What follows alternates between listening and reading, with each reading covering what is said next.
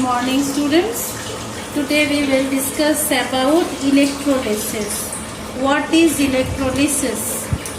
So the process of decomposing means breaking of foam, breaking of compound is in which state? In molten state or aqueous state. Why we take molten means in the liquid state, okay, or in aqueous state means the solid is dissolved in water, then it becomes aqueous state,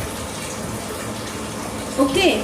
So then what happens, that decomposition of that compound into its ions by passing electricity is called electrolysis. For example, what is that? Suppose sodium chloride, that is your common salt, okay. Sodium chloride is salt. It is the salt we call, the common salt is called sodium chloride. Sodium chloride is solid. But solid sodium chloride cannot decompose, okay. So we take the molten or the aqueous solution of sodium chloride. So when we pass electricity in that molten sodium chloride, then it breaks into its ions. So how the sodium chloride is made up of? By sodium ion and chloride ion.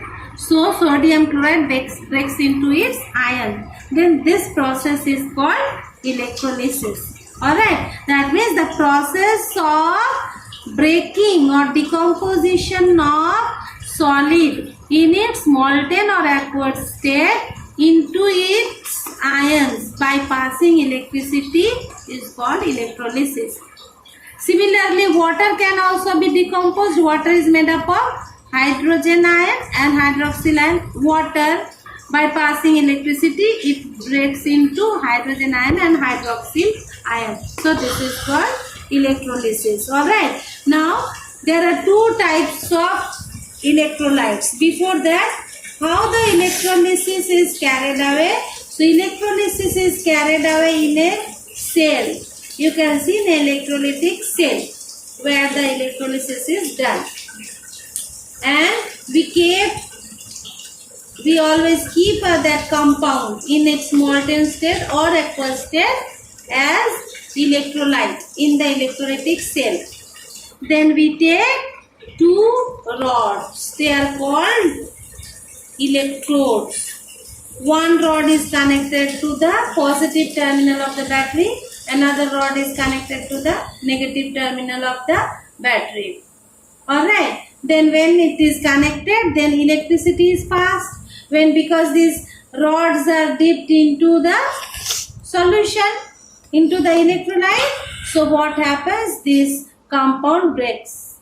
So as this compound breaks into its ion. That is called electrolysis. How the electrolysis is done. Alright. So electrolysis is done in an electrolytic cell.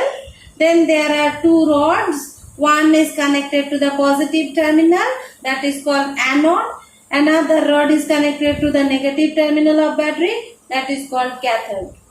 This whole process is done by passing electricity. That is why the process is called electrolysis. Clear? Next come, there are two types of electrolytes. One is your strong electrolyte, another is your weak electrolyte. Strong electrolyte means what? For example, the ionic compounds. Ionic compounds are fully, when electricity passed in the ionic compounds, they fully breaks into their ions. That is why they are called strong electrolytes. Alright. For example, all the strong acids or strong bases, that means they are the strong electrolytes. They fully dissociates into their constituent ions. Alright. Which are called weak electrolytes? The electrolytes which are not fully dissociates. They are partially dissociates. For example, weak acids and weak bases. Strong electrolytes, strong acids, strong bases. Give example. Strong acid like your hydrochloric acid, nitric acid, sulfuric acid, those. Strong bases like your sodium hydroxide, potassium hydroxide, calcium hydroxide, they are. Okay. Weak electrolytes, weak acids like carbonic acid, phosphoric acid, they are weak acids. Weak bases, which are the weak bases? like your ammonium hydroxide. Alright, so there are two types of electrolytes. Next comes in your electrolysis of molten sodium chloride. How the molten sodium chloride is electrolyzed. Alright, so you see what we do. We take the molten sodium chloride in an electrolytic cell. Alright, then we take carbon rods as electrodes. One carbon rod is connected to the positive terminal of battery, another carbon rod is acts as connected to the negative terminal of the battery. Then as soon as electricity is passed, the sodium chloride breaks. Now sodium chloride when it breaks, where these ions will go? Now Na plus, as it is plus positive ion, so it will go towards the negative terminal. Yes or no? Which is negative? Cathode is negatively charged. So all the sodium ion will migrate towards cathode, and all the chloride ion, because they are negatively charged, so they will be attracted towards the positive charge. You know, no? Positive is attracted by negative, negative is attracted by positive. Alright, so all the chloride ion will go to anode, all the sodium ion will go to cathode. So sodium ion, as it goes to the cathode, so they are called cations because they go to cathode. As chloride ions go to the anode, that is why they are called anions. Alright, now how the reaction takes place? So at cathode, what happens when sodium ion goes? It gains electron and makes a sodium metal. So sodium metal is deposited as at cathode. At anode, what happens? Chloride ion is there, it loses electron and then it makes chlorine atom. Two chlorine atoms combine to form chlorine gas. So at anode, chlorine gas liberates. So this is the electrolysis of molten sodium chloride. Alright, similarly electrolysis of water can also be done. How? But keep in mind, pure water is poor conductor of electricity. So if it is poor conductor, how can we pass electricity? If we pass electricity in water, then no action, no ions will break. Alright, so what do we do in water? We put some amount of sulfuric acid. That means we take acidulated water. Alright, then what happens? Water breaks into two. How? Hydrogen ion and hydroxyl ion. So what happens at cathode? Hydrogen ion gains electron, make hydrogen atom. Two hydrogen atom combine to form hydrogen gas. So at cathode, hydrogen gas is liberated. At anode, what happens? Hydroxyl ion goes, because anode is positively charged, no? So there all the negative ions will go. So hydroxyl ion goes, then it loses electron. So hydroxyl ion gives hydroxyl atom and electron. Alright, then when two hydroxyl atom combine to form water and oxygen gas is liberated. So in electrolysis of water, oxygen liberates at anode, hydrogen liberates at cathode. In electrolysis of molten sodium chloride, sodium is deposited at cathode, and chlorine gas comes in the anode. Alright, these two are very important, electrolysis of molten sodium chloride and electrolysis of water. Now what is the application of electrolysis? That means how electrolysis is useful. So one process is called electroplating. What is electroplating? So method of coating one metal with another. Suppose you have one stainless steel spoon. You want to make that stainless steel into silver. You want to, so I use, you say your friend, I use silver spoon I use. So what do? How will you do? You have to coat that stainless steel spoon with the silver, no? So that is called electrobleeding. So simply we cannot coat, no? Can we coat simply the steel, one steel spoon into silver?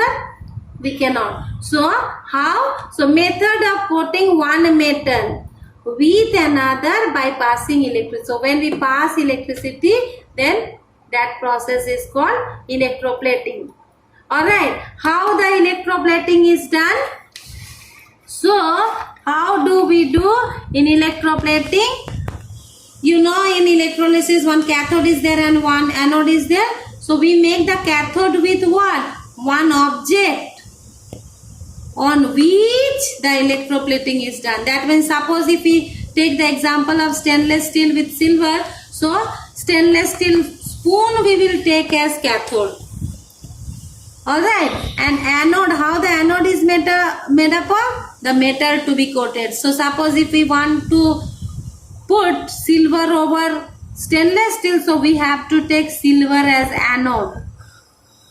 Alright, and then we pass electricity. But where we will pass the electricity? We have to take the electrolyte? Yes or no? So what is that electrolyte for electroplating?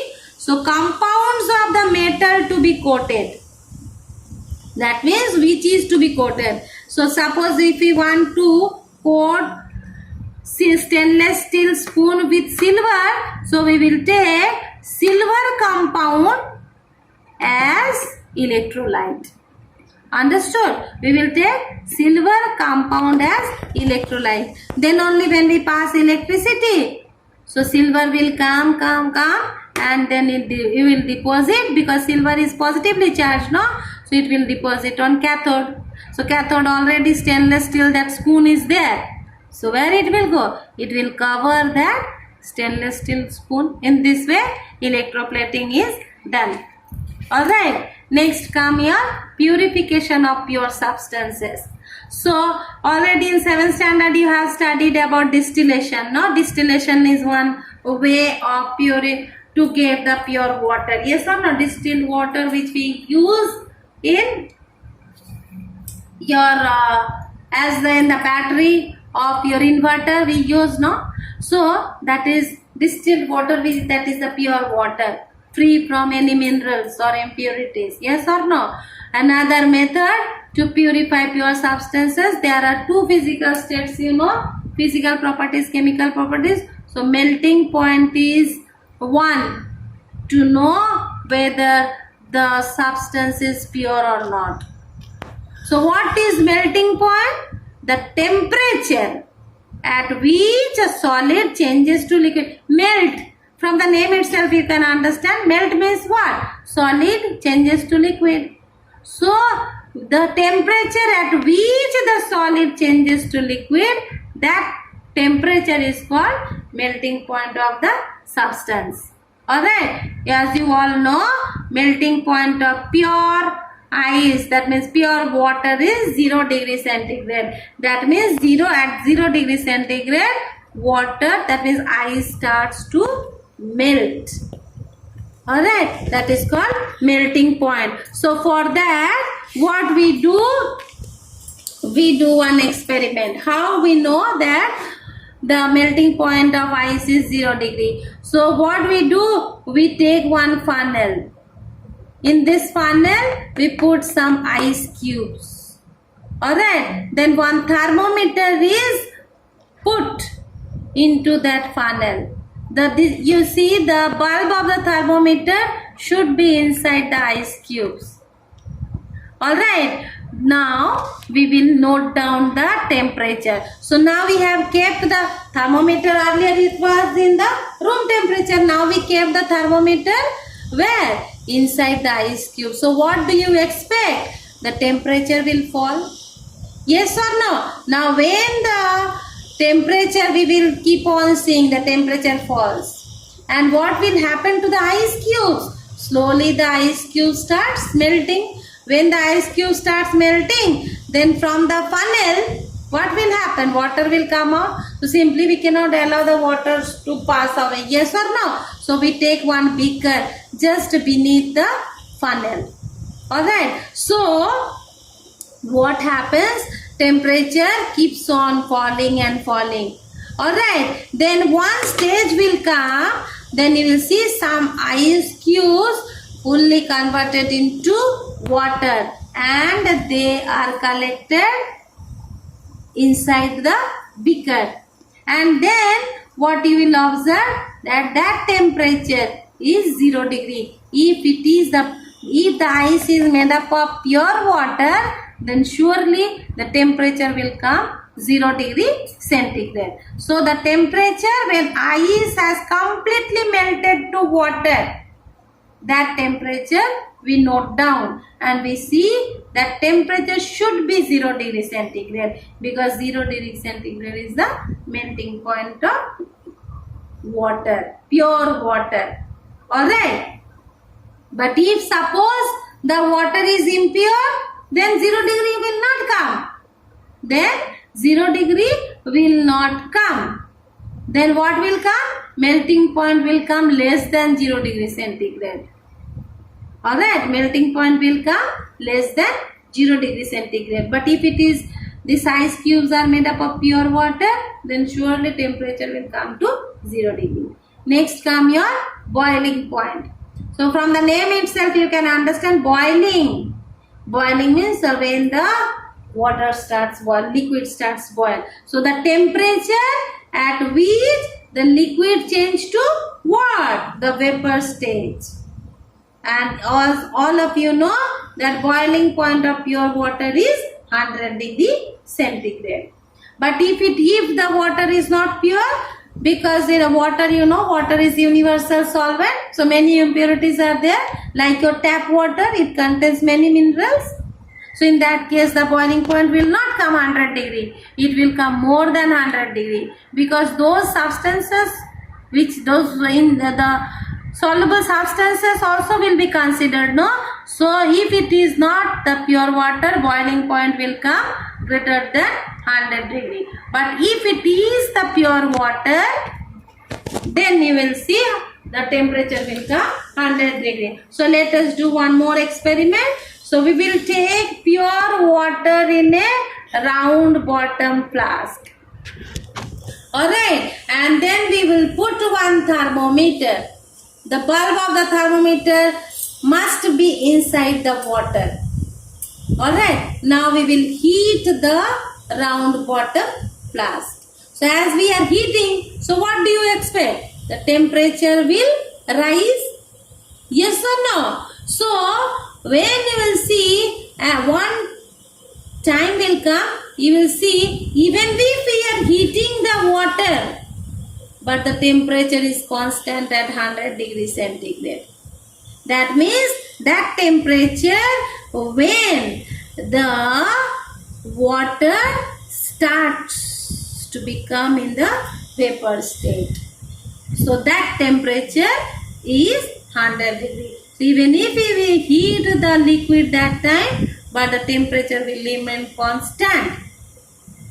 Alright, so the temperature will not increase until the liquid water converts to vapor state. So till the water is boiling, the temperature will remain constant at 100 degree centigrade. Alright, next comes your distillation. Distillation you have read also in 7th standard also. Once more here, you might be knowing distillation. How do we do the process? We take the impure water in a round bottom flask. Just now I said water contains many soluble impurities. Yes or no? Now we will heat the round bottom flask. So when we heat the flask, what will happen? Water will evaporate. Water will become water vapor, but we will not allow the vapor to escape. Rather, we will connect one delivery tube with this round bottom flask. Alright, with this delivery tube, we connect one delivery tube with this round bottom flask. And that delivery tube is kept in a Liebig's condenser, where cold water is allowed to pass. So what happens when the vapor comes in contact with that condenser? You know, vapor when cools, they become once again water. Yes or no? So when they come into the Liebig's condenser, vapor becomes once again to water, and that water is collected in another conical flask. So this water is your pure water, free from all the impurities. Impurities will remain in the round water flask. So this pure water is called the distillate. Alright. Thank you, class.